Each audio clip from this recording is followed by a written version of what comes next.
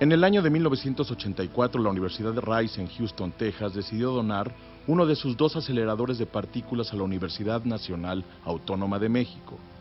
La UNAM tenía ante sí la posibilidad de llevar la investigación nuclear al siguiente nivel, pero las buenas noticias se toparon con pared. No había recursos económicos para transportar la máquina, ni siquiera instalaciones apropiadas para recibir un tanque de 70 toneladas de peso. La decisión debía de tomarse antes de que se retirara la oferta. Para la máxima casa de estudios era el ahora o nunca.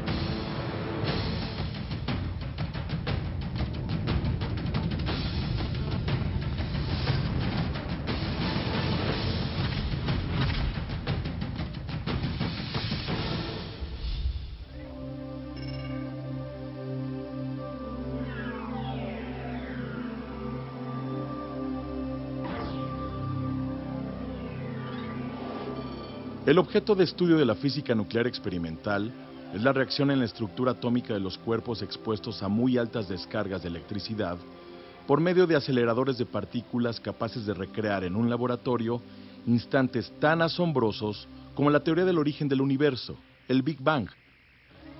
La incursión de México en este campo de estudio es relativamente reciente a comparación de otros países y se debe en gran medida a Nabor Carrillo, un ingeniero civil experto en mecánica de suelos que se preocupó por iniciar el estudio de la física nuclear en México.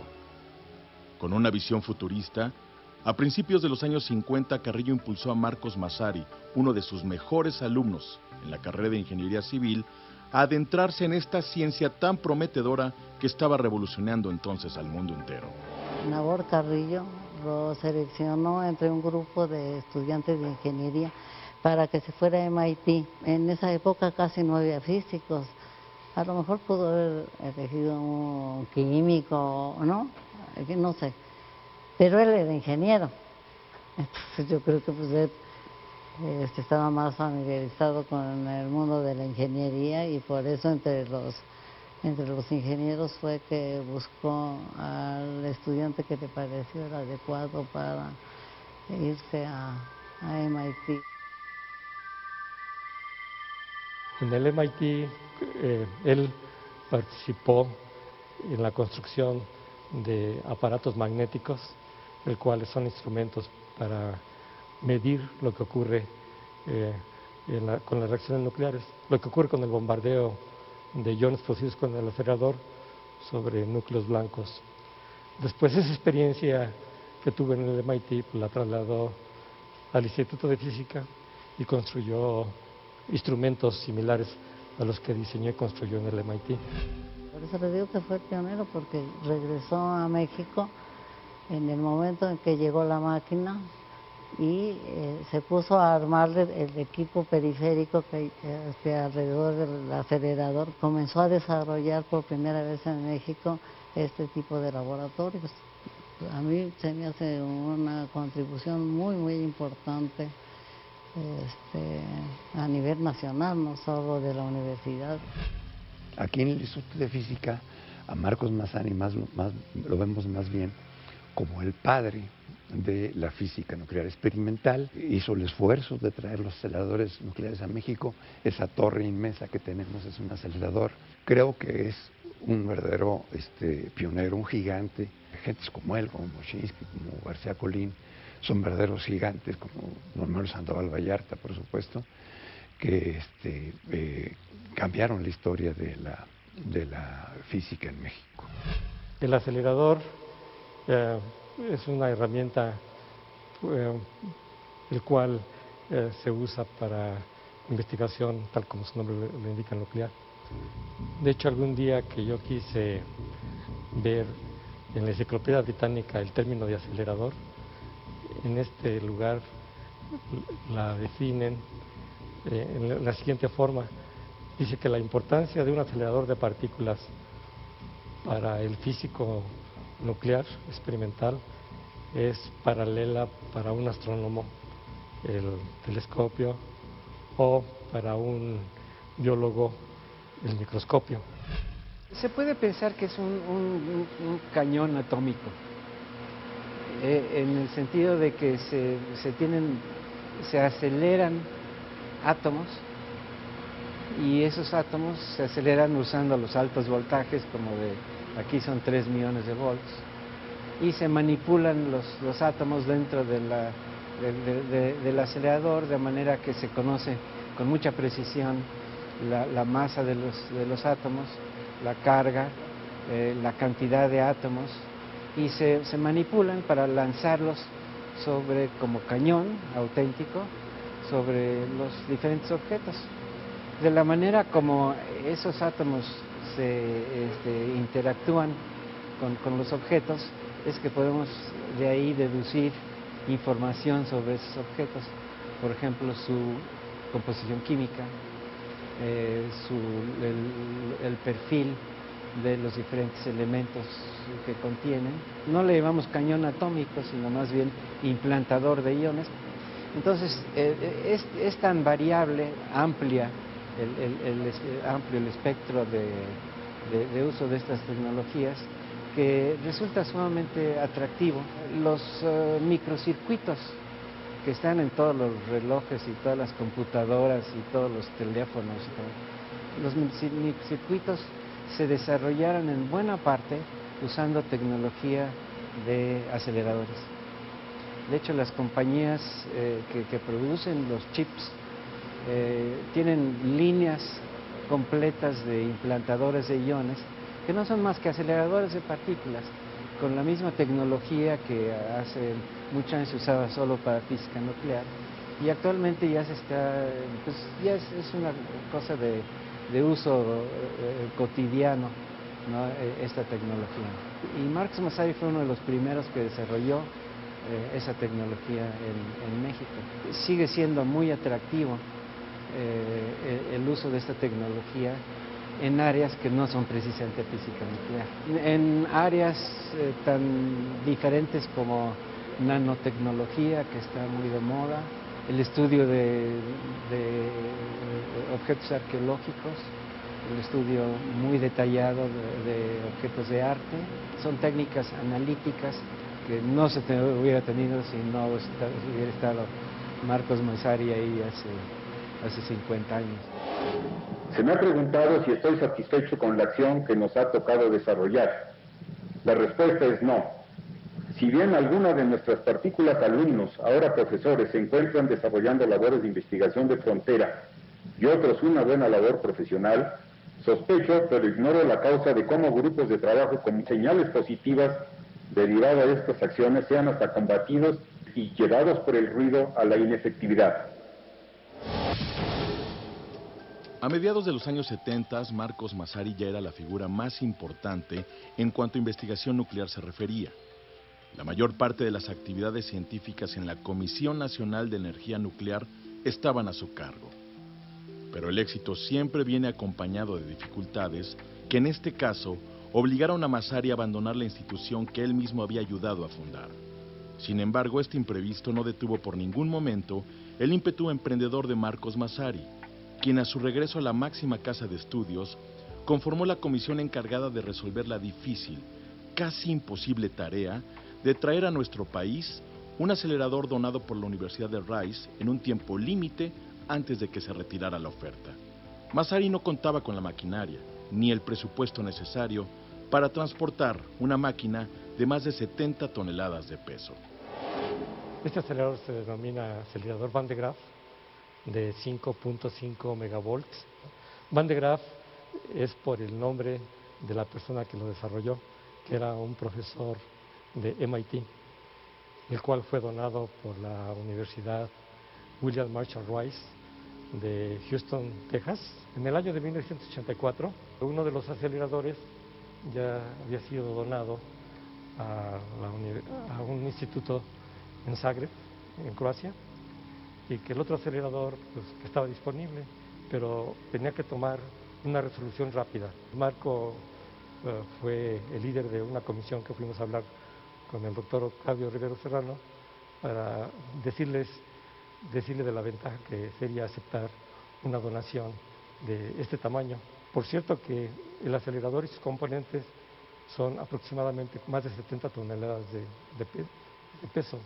Entonces, debido también a la limitación de recursos, se armó un pequeño grupo de 6 personas para ir a hacer las maniobras de desarmar el acelerador. Hay muchas fotografías en el cual Massari, a pesar de ser una personalidad como era, él se puso el overol, se puso a trabajar al par con nosotros. Era necesario construir unas cajas de madera para embalar las partes importantes o frágiles del acelerador, y Marco, comprando unas herramientas muy rudimentarias, él construyó las cajas que todavía están aquí. Se trajo desarmado ese acelerador en 5 o 7 camiones que viajaron desde Texas para acá. Eran unos vehículos enormes.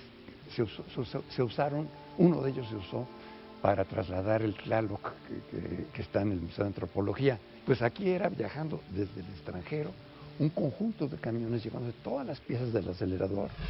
El acelerador llegó a México posiblemente a fines de noviembre del 84 y no tenía un lugar donde estar y todo se puso a la intemperie. De hecho, con gran sorpresa para muchos fue de que Rivero Serrano no fue reelegido y ya estaba el acelerador aquí. Sin embargo, el director invitó a Carpizo a que visitara el instituto y le mostrara que ya estaba aquí las componentes del acelerador. Y Carpizo pues apoyó el proyecto para que se construyera este edificio. De hecho, como Marco ya estaba palabrado, él con gente de obras diseñó el edificio, que es bastante complejo, tanto la estructura como la parte eléctrica que se requiere, etcétera, ¿no? De hecho, se tuvo que hacer una estación que tiene como 50 kilowatts para la alimentación eléctrica de este acelerador. Me es muy grato el día de hoy, 27 de agosto de 1986, declarar inaugurados los laboratorios de digitalización de imágenes, física de altas presiones y el acelerador Van de Graaff de 5 MeV. Mucho éxito al Instituto de Física.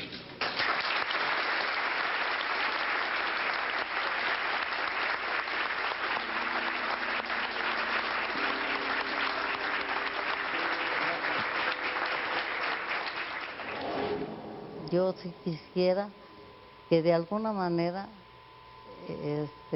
los estudiantes jóvenes que ya no lo conocieron supieran que ellos están aquí, porque hubo un hombre antes que abrió la brecha.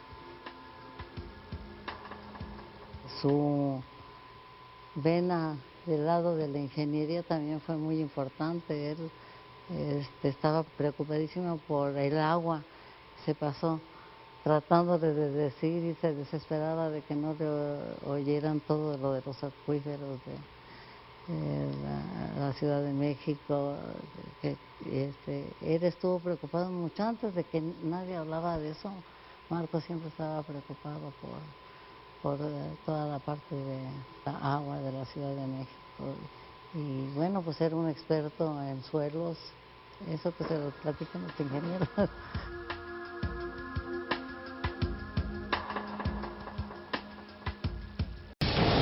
Marcos Massari, el ingeniero especialista en mecánica de suelos, fue un maestro para muchos de los que nos dedicamos a esa rama de la ingeniería civil, a esa disciplina de la ingeniería civil de tanta importancia para nuestro país y en especial para la Ciudad de México. Él se asoció con una persona que también tuvo mucho que ver con el desarrollo de nuestro Instituto de Ingeniería, que fue el profesor Raúl J. Marsal. Entonces juntó una gran obra que fue precisamente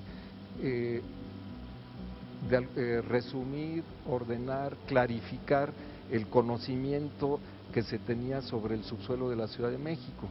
De hecho, la obra así se llama, el subsuelo de la Ciudad de México, punto. Fue un trabajo experimental de muchos años, fue un trabajo en el que se ordenaron muchos datos, en que se manejó mucha información en una época en la que todo se hacía prácticamente a mano, en la que todo el trabajo experimental se procesaba básicamente con pequeñas calculadoras o pequeñas máquinas de sumar y restar, y fue un trabajo de veras titánico. La Ciudad de México se encuentra a 2.236 metros sobre el nivel del mar y en la actualidad la población supera los 20 millones de habitantes. Existen en promedio 1.600 pozos profundos en operación y la extracción de agua ronda los 76.6 metros cúbicos por segundo. El uso excesivo de este elemento esencial ha provocado daños significativos a la capital del país. La ciudad se ha hundido desde 1856 casi 9 metros, según la referencia de la Catedral Metropolitana, que se hunde de 6 a 7 centímetros por año. Entre las zonas con mayor velocidad de hundimiento se encuentra el Peñón del Marqués con alarmantes 40 centímetros por año, Coapa y Ecatepec con 20 centímetros por año y Chalco con 30 centímetros por año. Con el paso del tiempo, los daños que la extracción de agua del subsuelo está dejando son cada vez más notorios. Es una situación verdaderamente alarmante que puede dejar secuelas catastróficas. Desde 1960 ya hubo una ayuda de agua importada de Lerma. Esa misma agua tampoco puede seguir indefinidamente trayéndose de Lerma. Va a haber un límite. Entonces, si uno se hace la pregunta, por el agua, ¿la ciudad es sustentable? Pues aquí tenemos a ecólogos que también sostienen que naranjas. No es posible mantenernos vivos con un elemento esencial, agua, ¿no?, a formar una megalópolis. Entonces, eso está condenado a que haya otro colapso. Y nosotros vemos, digo, por las manifestaciones de otras cosas, es que si de la gráfica que yo mostraba primero, esto tiende puede tener un colapso, y desgraciadamente muy fuerte. Y el colapso, digo, lo está provocando la extracción del agua. Él predijo el hundimiento de la ciudad. Él predijo que todo el oriente se iba a sumir. Y ahí ya tenemos la línea del metro que está en el oriente, que está sume y sume. Entonces es un problema. Y aquí el doctor Gabriel Urbinet, por medio de GPS, lo está monitoreando, ¿sí? Y se ve que la zona más drástica en hundimiento es todo el oriente del Valle de México, ¿sí? Y él lo predijo. Entonces, todo lo que él predijo está sucediendo, pero no hicieron caso. Él se oponía a que se bombeara el agua desde los lodos del centro de la ciudad por el desnivel que se iba a producir. El metro de la Ciudad de México es muy distinto que en otras ciudades, precisamente porque tenemos esa capa de lodo. Y hay ciudades en las cuales se está haciendo una obra en el metro y no hay más que un letrerito en la calle porque están trabajando a cientos de metros de profundidad. Aquí se tomó una decisión muy distinta, se dejó que el metro flotara sobre el lodo. Entonces ahí es donde está colocado el metro, y eso es una solución en principio antisísmica. Me explicaba Marcos Massari que en el momento que pasan los terremotos, la idea es que pueda flotar sobre esa capa de lodo y no tenerlo que enterrar a una profundidad mucho mayor. Lo que podría dar el traste con eso, me decía Marcos Massari, es que si secamos eso, no va a funcionar exactamente igual. Esa era una preocupación para él. No solamente que se hunda la ciudad, sino que se dañe la seguridad del metro. Conclusión. Entonces, si la pregunta era puede hacerse de la Ciudad de México una ciudad tipo megalópolis, nuestra conclusión es no en la condición actual. La razón, muy simple, si seguimos siendo el mismo número de gentes, aún estabilizando a 20 millones, no es posible sustentar. Que parece para nosotros es necesario doblar el cuerno o traer agua. Digo, ya no vemos otra solución. En esta ciudad tenemos que aprender a hacer un uso racional del agua. Es tan sencillo como eso. Él proponía eso básicamente. Para ello tendríamos que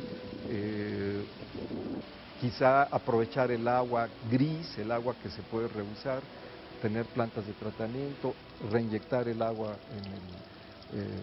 que extraemos, regresarla al subsuelo, simplemente desperdiciar menos agua. Lo que estamos viendo es de que las autoridades han puesto en marcha paliativos, medidas que son paliativas, medidas que no van a resolver el problema, medidas que quizá logren aminorar el mismo, ¿no? Ahora se habla de la existencia de un manto acuífero muy profundo, a más de cerca de 2 kilómetros de profundidad. Entonces, por ejemplo, los aparatos que él mandó instalar y que puso ahí en el Colegio Nacional, sirven precisamente para monitorear, digamos, puntualmente qué es lo que estaba ocurriendo en el centro de la Ciudad de México en cuanto al abatimiento de las presiones de agua dentro del subsuelo, que es un indicador muy importante para ver cómo evoluciona el fenómeno del hundimiento regional. El agua subterránea que hay en el DF se está acabando y está protegida por una arcilla líquida que le llaman la capa dura. Entonces esa capa dura tiene la característica de que es impermeable a los contaminantes, pero esa capa se está secando debido a la gran extracción de agua que se está sacando del subsuelo. Entonces, con el tiempo, él también hizo los estudios de que esa capa se va a secar y va a empezar a dejar pasar los contaminantes y se va a contaminar el acuífero de la Ciudad de México. Aquí no existen normas rigurosas en toda la República para verter los contaminantes, ¿no? Las empresas prácticamente tienen toda la libertad para echar contaminantes a ríos, lagunas, mar, sin preocuparse de la contaminación. Entonces es un aspecto que también le preocupaba a él como ingeniero civil. Este aspecto tiene que ver más con hidráulica y con ingeniería ambiental, pero todo eso le preocupaba a él. O sea, no era ingeniero civil nada más de mecánica de suelos o de geotecnia, también se metía en ingeniería ambiental e hidráulica. Al principio de la década de los 70, un joven investigador que ahí laboraba se me acercó para indicarme que nunca se podía hacer en un país dependiente del imperialismo como México ninguna ciencia seria, a menos de otras actividades. Exasperado le contesté: si en México tuviéramos 1 millón de personas con la capacidad y el entusiasmo de Marcos Massari, los imperialismos del color que fueran vendrían a hacerlo los mandados. Creo que tú tienes toda la razón, Marcos Massari, que tiene toda la razón cuando dices ese comentario, para que vea un poquito el ingenio que yo recuerdo de Marcos Massari. A un colega aquí del Instituto de Física lo fue a visitar en su casa y le dijo: ese árbol está muy maltratado. Marcos Massari llegó con tijeras, cortó el árbol, le dijo a Ángel: no me busques, no vayas a reclamar, espérate. Y le daba mucha risa a Ángel Dacal que su árbol renació. Era una gente capaz de hacer las cosas, pero también capaz de planearlas y de entenderlas. Por supuesto que para el país sería crucial que hubiera más gentes con esa capacidad y que se les diera la oportunidad de hablar. Y yo mejor concluyo con una frasecita. Tuvimos un maestro, a mi modo de ver, formidable, Carlos Gre Fernández, no sé quién se acuerde del nombre, científico, físico muy importante, y cuando estábamos en Salazar, que había peligros, en este caso de Salazar más eran peligros, no de agua, sino de políticos, ¿verdad? Pero cuando las cosas se calentaban muy fuerte, lo que sea, entonces tenía una frase, y la frase es con la que voy a concluir: que Dios nos agarre sustentados.